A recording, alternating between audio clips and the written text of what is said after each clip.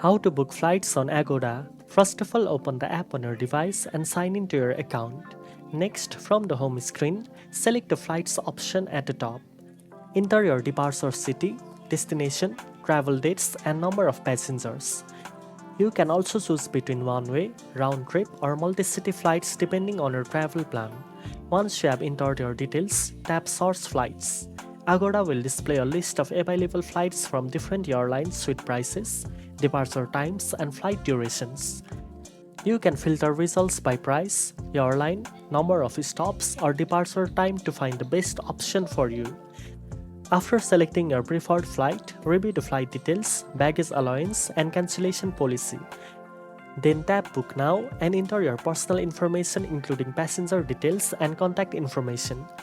Choose your payment method such as credit or debit card, digital payment, or other available options and complete the booking.